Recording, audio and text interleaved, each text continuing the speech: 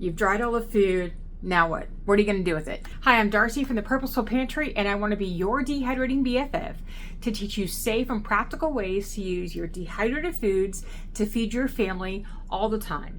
Today, I want to take you on a series of ways that I've used dehydrated foods and recipes that you may not have seen when you've been watching my videos. So today, we're going to walk through from morning till night, things that you can do all throughout the day with your dehydrated foods, from breakfast to seasonings to snacks to lunches and suppers to dessert. As with all of the recipes that I have here, there's going to be either an iCard right up here at the top. I forget which way it's going to be, depending on which. I think it's going to happen right up here.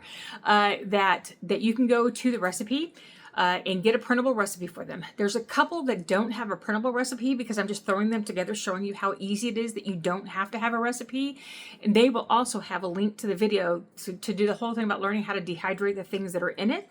So there you go. Check the description box below because the links will also be there to get those recipes as well. So I hope you enjoy these recipes to teach you how easy it is to use your dehydrated food all the time without a lot of fuss. Your spice cabinet doesn't have to be boring. You can make your own spice mixes, blending everything here together. And I've got some ideas for you next, including a kind of knockoff of Mrs. Dash's. It's called Mrs. Darcy's. Okay, so let me show you my super secret Mrs. Darcy seasoning. Are you ready?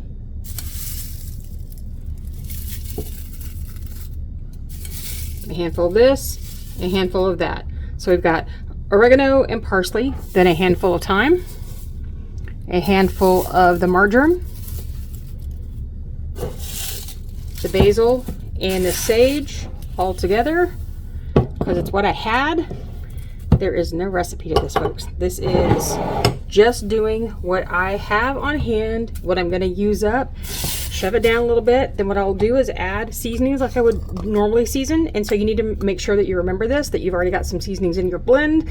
So adjust your recipes as needed. I'm going to put a bunch of onion powder in it, a bunch of garlic powder, a little bit of celery seeds. Not many, but I put some in. Now Mrs. Dash does a little cayenne. We're going to do a little cayenne. There we go. There is no measurement. I am not measuring this at all. I am just kind of eyeballing it. I probably put about a tablespoon of onion powder, a tablespoon of garlic powder. If you want to put salt in this, you can. I tend not to because we try not to salt everything as we go because of my dad. So then I'm going to add a bunch of pepper, and I have some already pretty ground up. And I've still got some space. So what I'm going to do is put the rest of my parsley in, put the rest of my thyme in. I'll put a little bit more oregano in.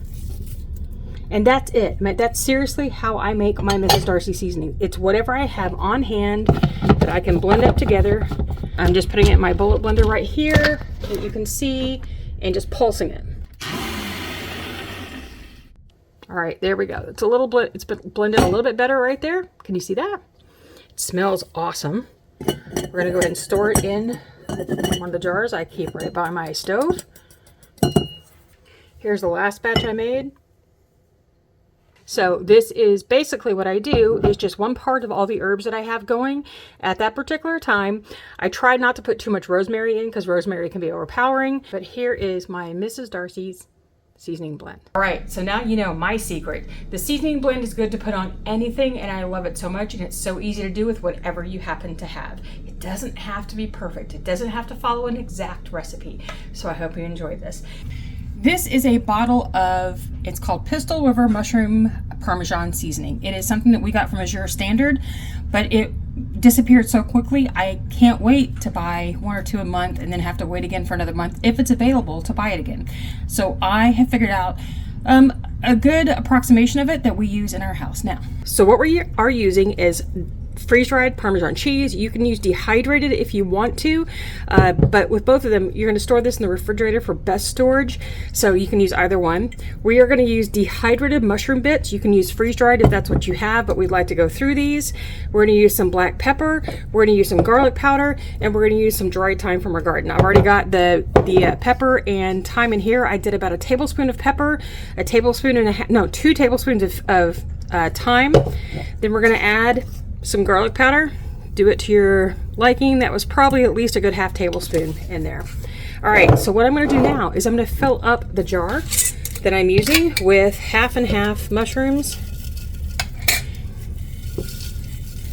And I'm going to use some of the Parmesan we just freeze dried. And we're going to add quite a bit of that into here as well. Now I'm going to pop my lid onto my Ninja and just do a quick grind here. Just like this. Sorry, the kitten is playing in the background with some toys. All right, so here is our blend, just like this. It is earthy, it is salty, it is cheesy, it is, you know, flavorful of all the things that we love. And even if I didn't get it ground down perfectly, it's okay, because what we're using this for is to put maybe onto as a steak rub, or to put on our green beans. My husband loves it as eggs and on popcorn. So this is a blend that works really well for him. Seasoning blend that'll last us maybe a month, maybe, probably 2 weeks. And I'll have a printable recipe to how I do this down below. But remember, with these kind of recipes, if you don't like thyme, don't put thyme in here. If you like less pepper, put less pepper, or don't use it at all. If you want something else in there, put something else in there. This is a really easy blend to do however you'd like. Now, hash browns. Frozen hash browns were the very easiest things. The very easiest things, Darcy, come on.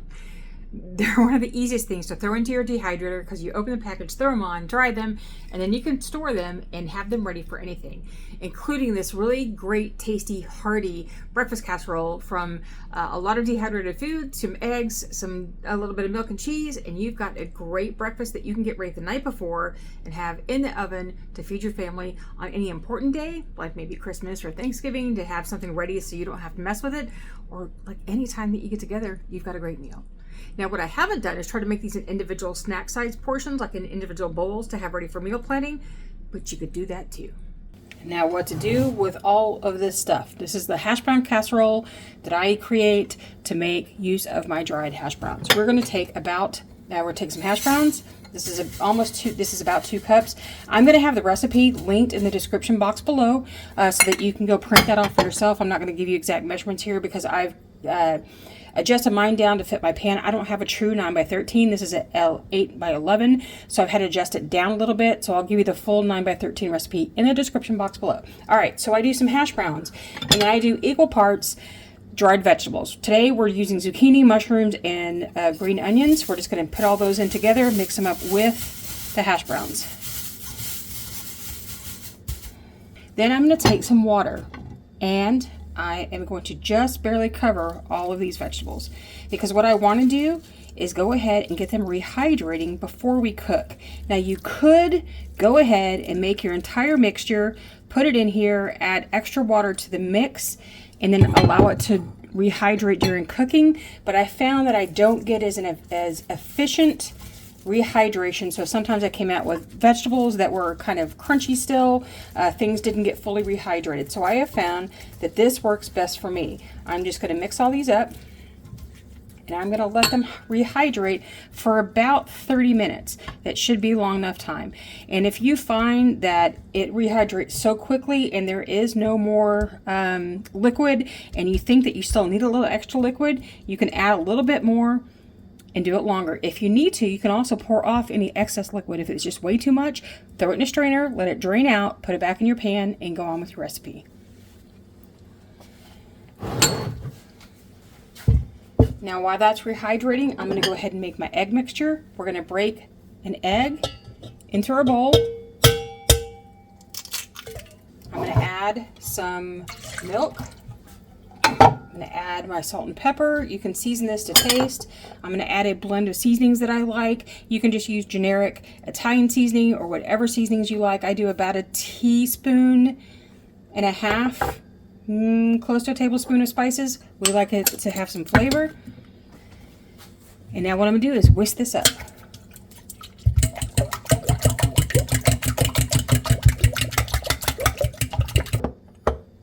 So there is our egg mixture, ready to go.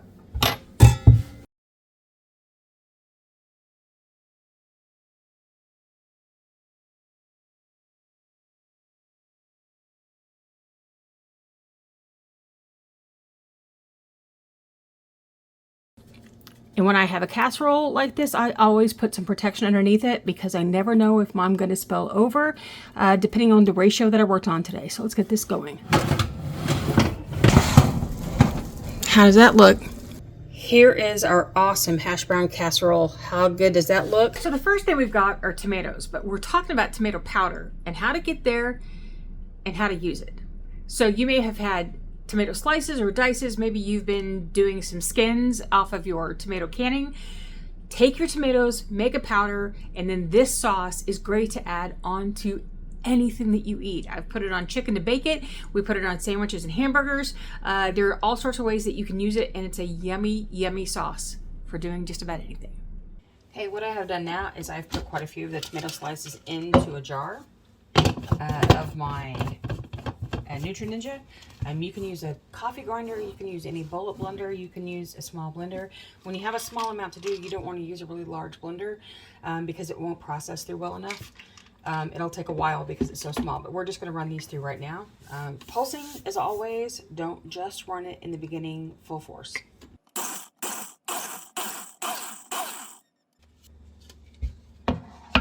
Okay, what I have is a little bit of a chunky tomato powder. That's what this is right here. And it's herbed with garlic. It's herbed with all of the Italian seasonings that I added to it, a little bit of nutritional yeast. What you could do also is, if you have a little garlic, you can add to it as well, really well. And I'm okay that this is not a fine powder. I actually don't want it to be for me because of what we're gonna do with this. All right, so now I have a tomato powder, just like that. Okay, so what are we going to do now? We're going to make a little dip for our hamburgers tonight that we're going to grill. What I've done is I've used my tomato powder.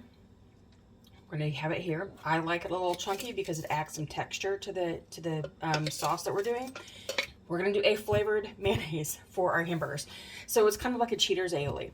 So what I'm going to do is I'm going to put some mayonnaise into our jar. And no, I don't make my own. We eat it so rarely that it's not worth me making, okay? That's gonna be way more than enough for us for tonight for our hamburgers. So I've just got a little bit of, that's maybe a third of a cup of mayonnaise. And if you want the recipe for this, there'll be a recipe card in the blog post for how to dehydrate the tomatoes and how to do that. And then there's also gonna be a note in that recipe card on how to make this. So we're gonna use about a fourth of a cup of mayonnaise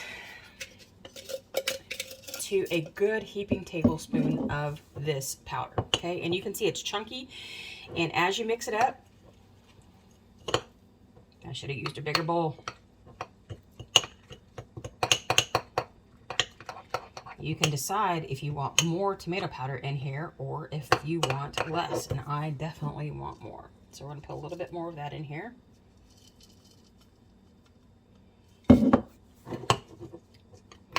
So what this turns out to be is a really garlicky tomato and herb mock aioli, okay? Mayonnaise spread, burger spread. You can do this with ranch dressing. You can do this to spice up your ranch dressing. You can just add a bunch of tomato powder to it and give it a tomatoey flavor. You can add this to sour cream for a vegetable dip. You can add this to cream cheese for bagel topping. So there we go. There is our dressing. So what you can do with this is let it sit for a while, because that way the flavors actually marinate so that more of the garlic and tomato comes into it instead of such a strong mayonnaise flavor in the beginning. The chunks that are in there will soften up a little bit to make them not so gritty, but more of a tomato texture in there. This is great on your burgers, on sandwiches, as a spread for flatbread sandwiches, however you'd like to use it. Meals in a jar, which I keep here in this corner. Those are meals that my son and I will enjoy. My husband and my youngest son won't, because they don't like things that, yeah, it's them. But we have these ready to have whenever that I need a quick meal that I'm not going to feed for the whole family, maybe a lunch. But these are great to have for emergency meals that are there ready for you in a pinch. Like maybe you've had a really big day with work and then the kids and then taking care of what you have to take care of at home, and you don't want to have to sit and prep a meal. Just have this into a simmering pot and you've got dinner ready in about 20-25 minutes at the most, without doing any work. You just pour in there, let it reheat, let it cook up, and you're done. They're also great to hand off to people when they need a helping hand too. Maybe somebody that you know has just had a baby and they're just really stressed for time about trying to get their family fed. Maybe there's been a death in the family and you want to add to their stock so they don't have to worry about food for a while. Maybe you've got a neighbor who just really needs a helping hand in taking care of themselves because they live alone, they don't have any family, and they're not doing the best job of that. Or maybe somebody's just had a tragedy in their family that they just need some help. So these are great ways that you can put together food meals for other families from the bounty of your kitchen. So here's one that I do pretty often that's just like throw together. Okay, are you ready for a new use in your dehydrated food? We're gonna make a small one-person meal in a jar. We're gonna take our vegetables. We're gonna do, we have our potatoes, our carrots, our mixed vegetables, our peppers, and some onions in there. We're gonna put that in first. Then we're gonna put in some of our spices. So we have some chicken bouillon powdered. You can use whatever you'd like. If you don't want to add any kind of commercial bouillon like this, you can always just heat up broth at the end instead of water. That will make this work too. Then I'm going to add in a meat. You can use whatever kind of meat you want. I'm going to make this burger today because I'm trying to use up the rest of my freeze-dried burger that I've opened. Then we're going to add some of your favorite seasonings. I'll have the recipe for this down in the description box below so you can print it off. We're going to do some salt, pepper, garlic powder, onion powder, those kind of things here. Then you can add your grain. I'm using instant rice. This is dehydrated rice that I've already done. That's going to go right in here. Now, all right, let's get to making some of our soup. All right, so what we have is, I whipped up a couple of these so that I would have a variety. This one I happened to put some Israeli couscous in, which is just a large couscous, but you can use whatever. So there is my huge giant bowl of instant soup mix. Now this can feed 2 people. What I'm going to do is put in my hot boiling water.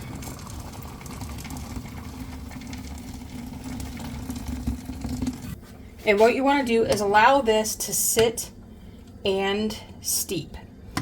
What's going to happen here is that the vegetables will begin to soften. They'll absorb the water. They won't need to cook very much. This will help them cook. And in about 15 minutes, you're going to have an incredible vegetable soup. Now, this seems a lot for you. Then you can adjust the recipe down a little bit so that you don't have so much in it. That's fine. That's what recipes do. They're your base, and then you can adjust things as you need to. Now, since we met last, since you saw me last, my son has called and he's coming over for lunch. So what I did, this is an alternative way that you can do this, is I put this on my stovetop and I'm allowing it to simmer to cook a little more quickly, and I added extra water. It does not need more food, it just needs more liquid so that I can make this serve 2. So that's how this works well. So if this was just serving 1, I could still do this and just serve myself 1/2 of this and have the next half the next day for lunch. That's already ready to go. It just needs to be heated up. As long. All right, so let's start with our asparagus soup. Basically, we're going to be using arrowroot powder, chicken bouillon, onion flakes, or you can use onion powder. We have the asparagus powder, but you can also use asparagus pieces. If you'd rather not powder it up, you can do that as well. Then we've got some milk, some garlic, some white pepper, and some Italian seasonings. They're going to go right into our pot. Then to that, I'm going to go ahead and add some boiling water. It's about 4 cups of water. I do that so that this gets a chance that as the stove starts heating up, this has a chance to start rehydrating and cooking all while you're ready to go. Now, who's to say that you can't add some other stuff to this? You want a little bit of carrots? Add some carrots. The basic recipe I have for this, I'm going to have linked down below in the description box so that you can print this off if you'd like it. And I've got... So when you use this in the end, if you do a whole version of it like this, it's about 3/4 of a cup total powder that you're going to use to make a soup that feeds about 4 people for a small cup. And there you go, some creamy asparagus soup right from your jar. Okay, throughout this video, you may have noticed that I've changed quite a bit depending on where along the timeline the video follows. I have made a concerted effort in the last 16 to 18 months to change my health. I have tried to work on my functional health, which means I'm not looking to get skinny. I'm looking to be healthy, strong, not fall and break a bone, to be able to get up off the floor, to be able to do things and make sure that when I'm 70 and 80 and 90, that I can still do those things to the best of my ability. So in one of the good things about working on my functional health is that I've lost quite a bit of weight. And this meal that I'm gonna make now, the Quinoa Bowl. It is one of the ways that I find that I can add extra protein, a lot of vegetables, and help me eat a healthy meal that tastes really good without a lot of fuss, because it just goes right into my rice cooker. It's done in 20 minutes, and I didn't have to do anything but throw a bunch of stuff into it, and then I've got a great meal that I can add some fresh stuff out of the refrigerator so that it doesn't go to waste, and add more nutrition to my meal. So I hope you enjoy it. Okay, so what I've got here is triple color quinoa. You can use regular quinoa, it doesn't matter, whatever color you happen to have. I just get this from Winco because it's a place where I can go get bulk food, a little less expensive than if I go buy it in smaller quantities. And nobody else in my family really likes this but me, which makes this a great meal because I can prep it for me and nobody else is going to eat it. I just took a cup of it and put it into a strainer, rinsed it through to make sure that it gets all the bitterness off of the quinoa, which is already pre-rinsed, into my rice cooker. And what I'm going to add to that is about 2.5 to 3 cups of broth, because usually you do 2 to 1 with quinoa, just like with rice. But because I'm going to be adding a lot of extra vegetables in there that are dehydrated, I want to make sure I have the liquid in order to take care of those. So I'm going to put, it feels like I've done just a little over half of the box. And if it's a little soupy, I'm fine with that. And if it's not enough liquid, I can always add some later. I don't measure this stuff. I am not a good cook, but and most of the time I really do need to follow a recipe. But for this thing that I do it so often I don't bother to measure anymore. So then also what I do is I have this soup mix that it's just a bunch of vegetables that I dehydrate and put on my shelf. And when I'm ready to add some vegetables to anything, I just take some out of here. So I'm just going to pop the lid, and then I'm going to take about a half a cup of the vegetables and put them into the mix, because that is about 2 cups of fresh vegetables. So that's about 2 cups of fresh vegetables. Then I'm going to add a small handful of dried mushroom bits. I love mushrooms. I don't love dried mushrooms when they've been rehydrated and cooked. I'm just not a fan. So I'm going to throw some in there. And then I'm going to take a little handful of extra shredded zucchini that I do every year and add to that as well. So that's a ton of vegetables in with my grain. And the other thing that I like about quinoa is it's a whole protein, which you don't find a lot in vegetables, and so that's what I use it, because I like it that way, and it also gives me extra protein through the day. I'm also going to take a small bit of Worcestershire powder, which I don't make, I buy, because it is not worth the amount of time that it takes to do it for the little return you get. So I just buy it, and I get this version from Hoosier Hill Farms. I'm sorry, I get this version from them. I use it a lot. And then the last thing is, if I wanted to, and I think I'm going to, because I'm going to use fresh today, because I've got some sweet potatoes that I need to use up. But I can take these sweet potato slices that I made and then break them up and put them in here and let them cook as well. So there's that. And then, of course, you have to add seasonings. Don't make this without adding some seasonings, because they are necessary. So I'm going to add a little onion powder. Oops, that was a lot, and that's fine, because I like my onions. If you want to do fresh in here, or if you want to do dried or freeze-dried, that all works too. Just use what you've got, but I'm trying to make most of this with just what I've got on the shelf. So that was garlic powder. I'm going to add a little tiny bit of ginger. I always like that little extra flavor that it adds. It's kind of like a fresh, bright flavor that I love. I could add a little cumin, which I'm going to, because I always like a little bit of that smoky. That took me 3 minutes, probably tops to put this together. Tops. If I wasn't talking to you, it would have taken a lot less time. So when I'm ready, I pop the lid and I start the machine. All right, so here we go. This is, I'm going to do this so I don't get hurt by the steam. We're done. We have perfectly fluffy quinoa. We have perfectly rehydrated vegetables in there, all ready to go.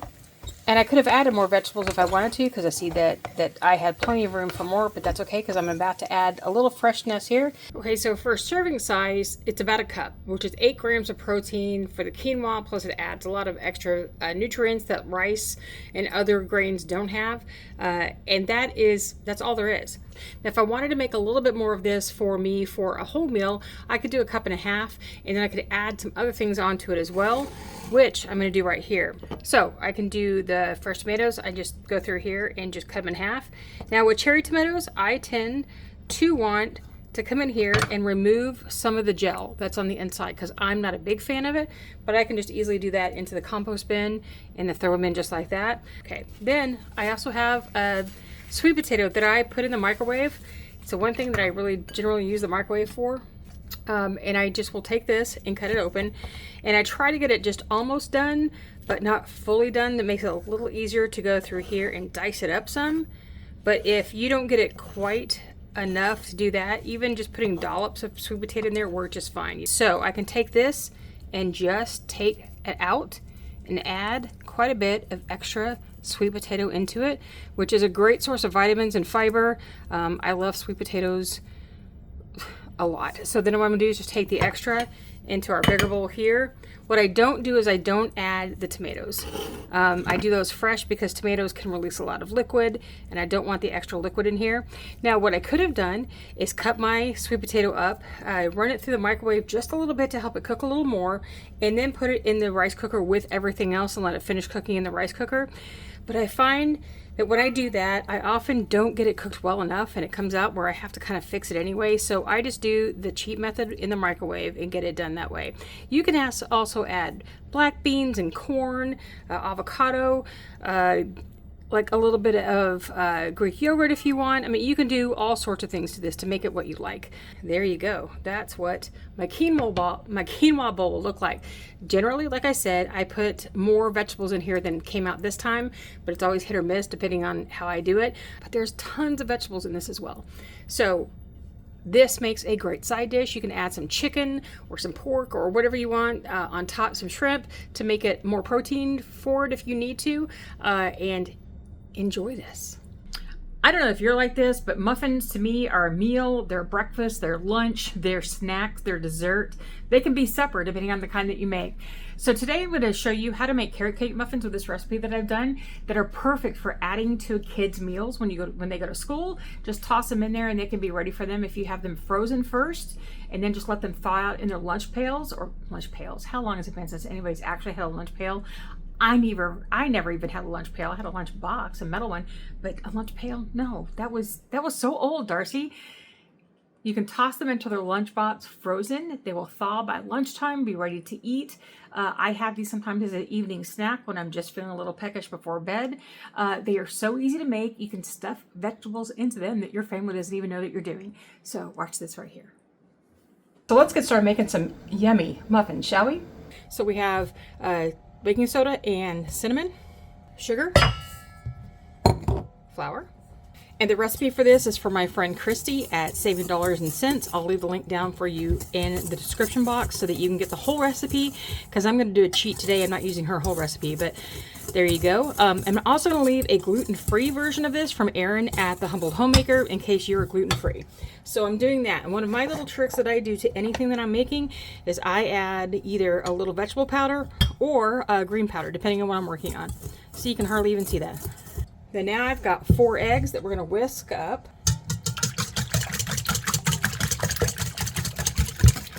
And as we're blending this, we're going to add some oil.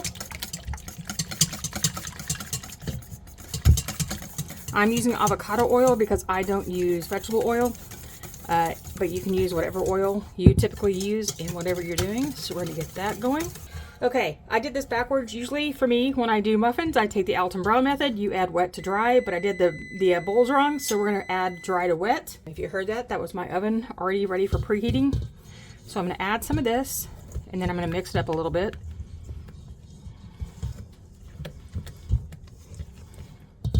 Add some more. Mix it up a little bit. Add the rest of this. Now, if you're like me, I grew up on carrot cake that had nuts in it, but my family, half of my family does not like nuts in anything. So, mess, Darcy, I cannot talk and do things at the same time.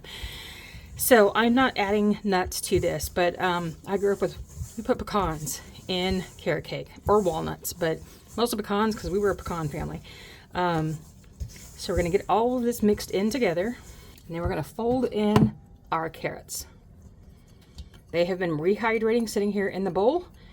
I did not do a specific water amount. I didn't want to overwater them, so I went under and knew that if I needed to add more, I could. I did not need to, but we're just going to fold these in.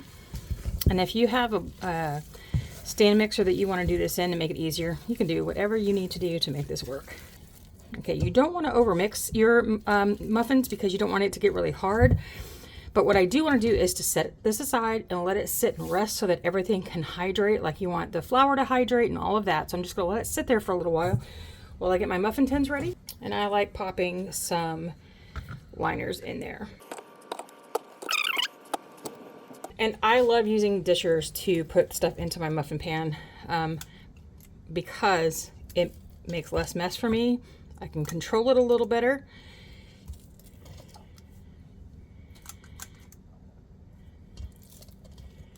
And it makes less mess. And I'm a messy cook, I'm a messy baker, I'm messy in the kitchen, so this helps control it somewhat.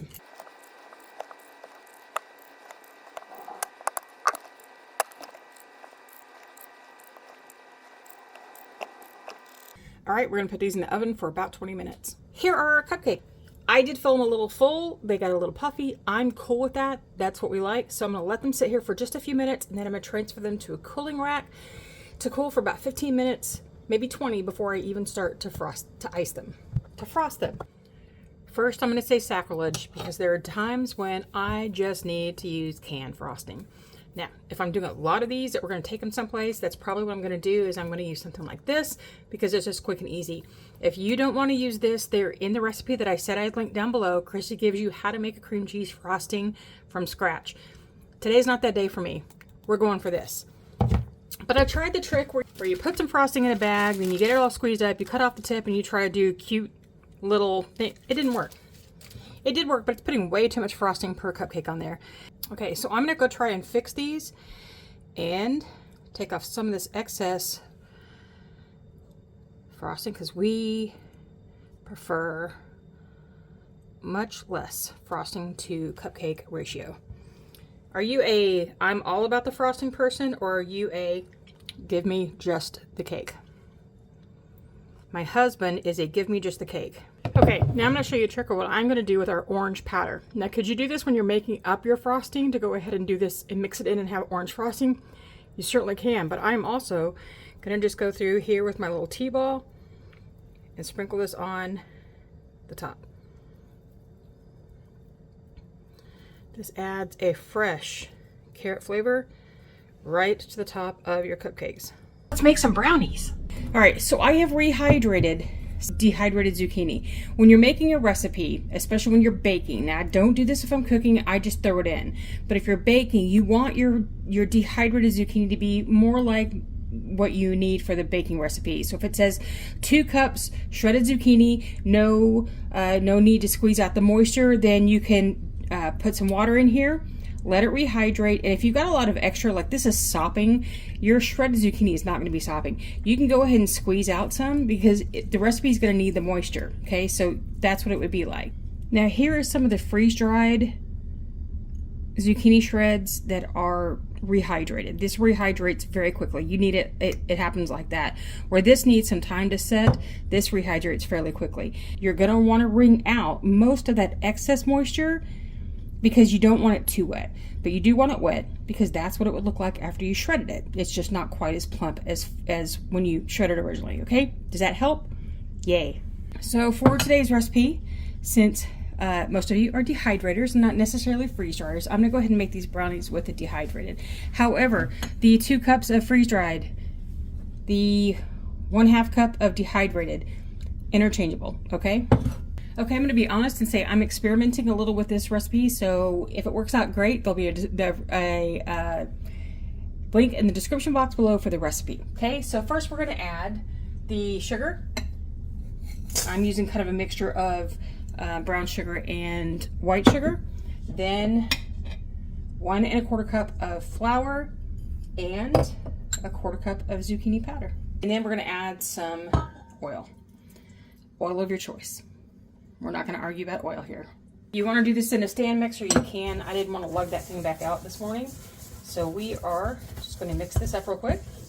And I changed my mind. I'm going to do about half of the zucchini freeze-dried.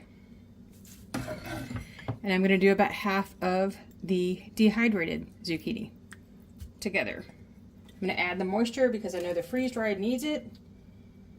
We're going to add the rest of the ingredients. We're doing cocoa, generous amounts of vanilla, baking soda, salt, and something I'm experimenting with is a little instant coffee. I mix this all together just like here.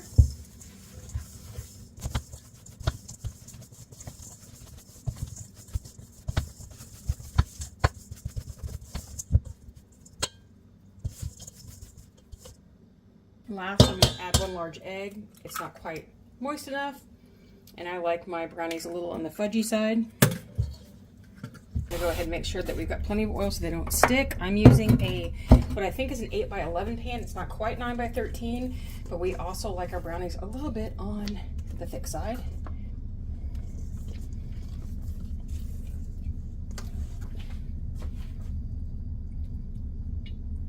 Okay, folks, here you go. Are you an edge or a middle as far as brownies go? Which is your favorite? All right, also as a request, you could have put these inside the brownie mix, but we're gonna just do some of these across the top and let them just bake in, just chocolate chips. These are going into a 350-degree oven. Typically you would do these for about 30 minutes in a 9 by 13, but because we're doing a smaller pan, I'm gonna adjust and probably go for 40 to 45, but we're gonna test along the way to make sure. Okay, so if you found this helpful but you need some more ideas, watch this right here. It's my tzatziki sauce made from dehydrated cucumbers. Yes, you can dehydrate cucumbers. It's the perfect snackable, healthy thing to have along with your any kind of chips that you want to do, preferably vegetable chips if you want to do them.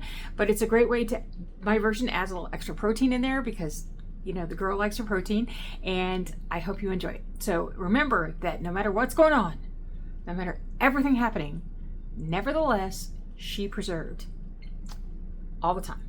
And until I see you again next time, happy dehydrating.